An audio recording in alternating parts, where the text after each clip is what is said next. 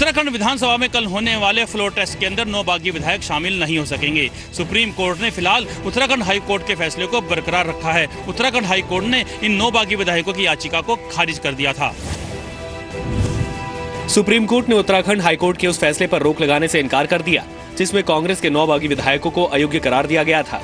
इस फैसले का सीधा मतलब ये कि ये सभी 9 बागी विधायक कल उत्तराखंड विधानसभा में होने वाले फ्लोर टेस्ट में वोट नहीं डाल पाएंगे। मामले में अंतरिम राहत देने पर अगली सुनवाई सुप्रीम कोर्ट में 12 जुलाई को होगी। तो अदालत ने पहले 356 के मसले पर सुनवाई की और उसमें आदेश पारित कर दिया। वो इंटरिम रिलीफ के लिए कोई ग्राउंड उनके लिए नहीं बनता था। इससे पहले विधानसभा अध्यक्ष ने इन विधायकों को अयोग्य ठहरा दिया था और उत्तराखंड हाईकोर्ट ने आज ही दिए अपने एक फैसले में विधानसभा अध्यक्ष के फैसले को सही ठहराया था, जिसके बाद बागी विधायकों ने सुप्रीम कोर्ट का दरवाजा खटखटाया था। स्पीकर के ऑर्डर के तहत जो डिस्क्वालिफिकेशन डिक्लेयर हुआ था उसमें कोई इंटरफेरेंस की जरूरत नहीं है। उत्तराखंड हाईकोर्ट के फैसले पर सुप्रीम कोर्ट की मुहर के बाद कांग्रेस ने इसे अपनी जीत बताया है।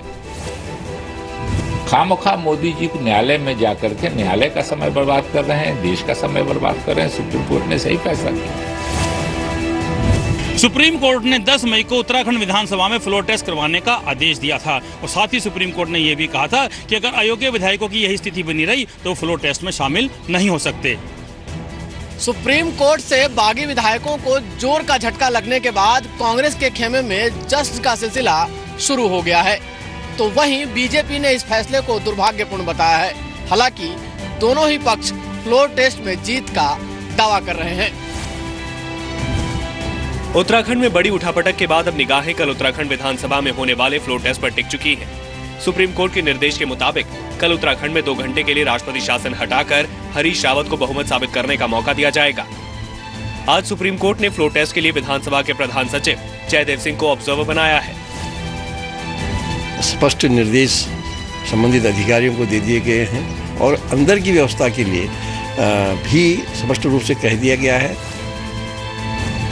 राजधानी देहरादून में धारा 144 लगा दी गई है और विधानसभा में मोबाइल लेकर जाने पर पाबंदी है। हम न्यायालय के बहुत आभारी हैं। न्यायालय के फैसले का स्वागत है और हमने हमेशा कहा है कि हम न्यायालय के सम्मुख हैं। बीजेपी को भले ही झटका लगा हो, लेकिन जीत का उसका दावा बरकरार है। अब डिस्क्वालीफाई हो गए तो देखते हैं, बहुमत है। वैसे भी चुनाव अगले साल है। 9 विधायकों को वोटिंग का अधिकार नहीं मिलने के बाद अब विधानसभा में फ्लोर टेस्ट के दौरान विधायकों की संख्या 62 रह गई है। यानी हरीश रावत सरकार को बहुमत साबित करने के लिए विधानसभा में कुल 32 विधायक चाहिए। बीजेपी ने पीएम मोदी डिग्री विवाद पर आज प्रेस कॉन्फ्रेंस कर सफाई दी और उनकी डिग्री भी दिखाई। वहीं आम आदमी पार्टी ने डिग्री को फर्जी करार देने में देर नहीं लगाई। बीजेपी ने आज प्रधानमंत्री नरेंद्र मोदी की डिग्री सार्वजनिक की। इस प्रेस कॉन्फ्रेंस में पार्टी अध्यक्ष अमित शाह और वित्त मंत्री अरुण जेटली ने पीएम की डिग्री दिखाई और आम आदमी पार्टी पर हमला बोलते हुए केजरीवाल से माफी मांगने को कहा। मैं मांग करता हूं कि केजरीवाल जी ने देश के सामने आकर जवाब देना चाहिए और पूरे देश से माफी मांगनी। वहीं अरुण जेटली ने एएपी पर निशाना साधते हुए कहा कि फर्जी डिग्री मामले में सिर्फ आम आदमी पार्टी के नेता ही फंसे हैं। This comes from a political party, several of whose MLAs are being prosecuted for disclosing fake degrees. हालांकि एपी ने भी पलटवार करने में देरी नहीं लगाई और दिखाई गई डिग्री को फिर से फर्जी बता दिया। अमित शाह कोई भगवान नहीं है, अरुण जेटली कोई भगवान नहीं है कि कुछ डिग्री वो प्रेस कॉन्फ्रेंस में लाकर रख देंगे और उसको देश की जनता और आम आदमी पार्टी और तमाम लोग ये मान लेंगे। पीएम मोदी ने चुनावी हलफनामे में खुद को दिल्ली यूनिवर्सिटी से बीए और गुजरात यूनिवर्सिटी से एमए बताया है। श्रीनगर में पूर्व सैनिकों के लिए कॉलोनी बनाने की मांग के विरोध में आज कांग्रेस ने प्रदर्शन किया। वहीं इस मुद्दे पर राज्य की मुख्यमंत्री महबूबा मुफ्ती ने सफाई देते हुए कहा कि कोई भी जमीन अलॉट नहीं की गई है। श्रीनगर में अलग से सैनिक कॉलोनी बनाए जाने के मुद्दे पर सियासत तेज हो गई है। आज श्रीनगर में कांग्रेस ने इस पर अपना विरोध जताते हुए प्रदर्शन किया। कांग्रेस का कहना है कि सैनिक कॉलोनी बसाना जम्मू कश्मीर के विशेष दर्जे के खिलाफ है। जो गारंटीड स्पेशल हमारा स्टेटस है ये सीधे उसमें एनक्रोचमेंट होगी जो कांग्रेस पार्टी किसी भी हालत में बर्दाश्त नहीं करेगी। हालांकि इस मुद्दे पर सफाई देते हुए सीएम महबूबा मुफ्ती ने कहा कि सैनिक कॉलोनी को लेकर ऐसी कोई जमीन अलॉट नहीं की गई है। या जो आप सैनिक कॉलोनी की बात बार बार उठा रहे हैं, मीडिया में आ रही है, पहली बात तो ये है कि ऐसी कोई भी लैंड अलॉट नहीं हुई है। लेकिन नेशनल कॉन्फ्रेंस ने राज्य सरकार के इस दावे पर पलटवार कर राज्य के गृह विभाग के प्रस्ताव की कॉपी दिखाई, जिसमें श्रीनगर में पूर्व सैनिकों के लिए सैनिक कॉलोनी स्थापित करने की बात कही गई है। हमें जवाब चाहिए, ये सैनिक कॉलोनी जो प्रपोज किया जा रहा है किसके लिए, लैंड की ओनरशिप जो है वो किसके हाथ में रहेगी। पूर्व सैनिक समय समय पर उनके लिए श्रीनगर में कॉलोनी बनाने की मांग उठाते रहे हैं, हालांकि अब तक इस पर कोई निर्णय नहीं लिया गया है। सूत्रों के मुताबिक अगस्ता वेस्टलैंड डील में 20 बड़े पत्रकारों की भूमिका शक के घेरे में है। जांच एजेंसियों को शक है कि अगस्ता वेस्टलैंड डील को लेकर के खबरें रुकवाने के लिए कुछ पत्रकारों को कमीशन दिया गया। सीबीआई और ईडी सूत्रों के मुताबिक इन 20 पत्रकारों और कुछ अफसरों की भूमिका सवालों के घेरे में है। जांच एजेंसी को शक है कि पत्रकारों को डील के खिलाफ खबरें रोकने के लिए कमीशन दी गई। अगस्ता वेस्टलैंड ने जिम्मेदारी बिचौलिए क्रिश्चियन मिशेल को दी थी और इसके लिए कंपनी ने 45 करोड़ रुपए दिए थे। सूत्रों के मुताबिक दिल्ली के एक बड़े होटल में बिचौलिए क्रिश्चियन मिशेल और पत्रकारों की मुलाकात होती थी। बीजेपी नेता सुब्रह्मण्यम स्वामी ने 2 दिन पहले ट्वीट करके जानकारी दी थी कि देश के 2 बड़े पत्रकारों से अगस्ता वेस्टलैंड डील को लेकर के जल्द पूछताछ की जा सकती है। अगस्ता डील मामले पर आज संसद में फिर हंगामा देखने को मिला। एक चुनावी रैली में इस मुद्दे पर पीएम के बयान को लेकर कांग्रेसी सांसदों ने राज्यसभा में हंगामा किया और पीएम से सदन में जवाब देने की मांग की। तमिलनाडु में एक चुनावी रैली के दौरान अगस्ता डील को लेकर दिए पीएम मोदी के बयान पर आज कांग्रेस ने राज्यसभा में जमकर हंगामा किया। कांग्रेस नेता गुलाम नबी आजाद और आनंद शर्मा ने इस मुद्दे को सदन में उठाया और संसद के बाहर पीएम मोदी की बयानबाजी पर नाराजगी जताई। इन सांसदों ने पीएम से सदन के अंदर इस मुद्दे पर बयान देने की मांग की। तो माननीय प्रधानमंत्री जी को अगर कहना था तो जब इस विषय पे चर्चा चल रही है, हाउस चल रहा है, तो माननीय प्रधानमंत्री ने इस सदन में और उस सदन में ये बात क्यों नहीं की। कांग्रेस के सांसदों ने पीएम के खिलाफ जमकर नारेबाजी भी की। उपसभापति ने कहकर हंगामे को थामने की कोशिश की कि पीएम ने बयान सदन के बाहर दिया है, इसीलिए इस पर कुछ नहीं किया जा सकता।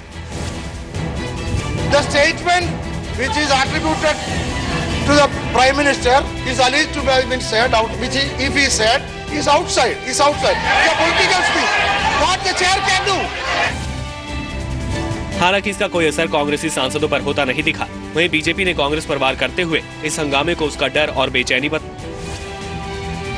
बिचौलियों की बेचैनी और दलालों की दहशत, वो इस बात का बहुत साफ संकेत है कि दलाली का दबंग आज पूरी तरह से परेशान है। अगस्ता मामले को लेकर संसद में बीजेपी और कांग्रेस के बीच लगातार वार और पलटवार देखने को मिला है। अब ये घमासान और तेज होने के आसार हैं। दिल्ली में बीजेपी ने करोड़ों रुपए के टैंकर घोटाले को लेकर सीएम अरविंद केजरीवाल के खिलाफ मोर्चा खोल दिया है। बीजेपी ने दिल्ली जल बोर्ड के हेडक्वार्टर समेत उसके 12 ऑफिसों पर प्रदर्शन किया, तो वहीं शीला दीक्षित के साथ साठगांठ के आरोप वाले पोस्टर भी लगाए गए। दिल्ली में आज बीजेपी कार्यकर्ताओं ने जल बोर्ड के दफ्तरों के बाहर विरोध प्रदर्शन किया। झंडेवालान के जल बोर्ड दफ्तर के बाहर दिल्ली बीजेपी अध्यक्ष सतीश उपाध्याय और दिल्ली विधानसभा में नेता प्रतिपक्ष विजेंद्र गुप्ता की अगुवाई में सैकड़ों कार्यकर्ताओं ने 400 करोड़ के टैंकर स्कैम मामले में कार्रवाई न किए जाने पर नाराजगी जताई। इतना ही नहीं, बीजेपी ने दिल्ली में जगह जगह ऐसे पोस्टर भी लगवाए हैं जिनमें केजरीवाल सरकार और पूर्व मुख्यमंत्री शीला दीक्षित के बीच साठगांठ की बात कही गई है। हम पूछना चाहते हैं कितना पैसा उनकी जेब में गया, क्या सूटकेस भर के चले गए। दिल्ली की जनता पानी से हाहाकार जूझ रही है और आप लगातार भ्रष्टाचार में लिप्त। बीजेपी के इस विरोध प्रदर्शन की वजह से दिल्ली की सड़कों पर लंबा जाम भी देखने को मिला और दिल्ली वालों को परेशानी का सामना करना पड़ा। केजरीवाल सरकार पर बीजेपी के इस हमले को केजरीवाल के उस बयान का जवाब माना जा रहा है जिसमें उन्होंने पीएम मोदी पर आरोप लगाते हुए कहा था कि वो सोनिया गांधी पर कार्रवाई नहीं कर रहे हैं। बिहार में छात्र की हत्या का आरोपी जेडीयू एमएलसी का बेटा अब तक फरार है। हालांकि उसके पिता बिंदी यादव को 14 दिन की न्यायिक हिरासत में भेज दिया गया है। वहीं सीएम नीतीश कुमार ने कहा है कि दोषी को बख्शा नहीं जाएगा। बिहार में 19 साल के छात्र आदित्य सचदेवा की हत्या के आरोपी जेडीयू विधायक के बेटे रॉकी का अब तक कोई सुराग नहीं मिल पाया है।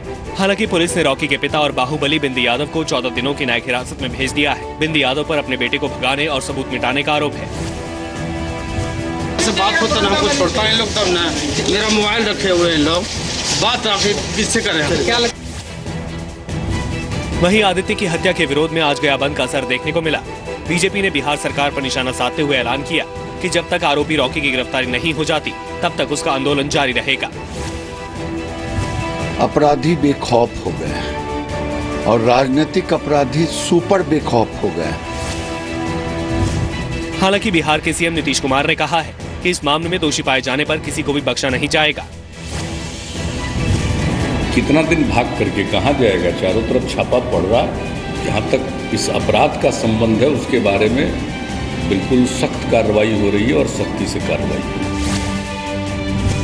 बिहार में अपराध की लगातार बढ़ती वारदात नीतीश सरकार के लिए बड़ी चुनौती बनी हुई है। वहीं सत्ता के नशे में चूर महागठबंधन के नेताओं ने मुश्किलें और बढ़ा दी हैं।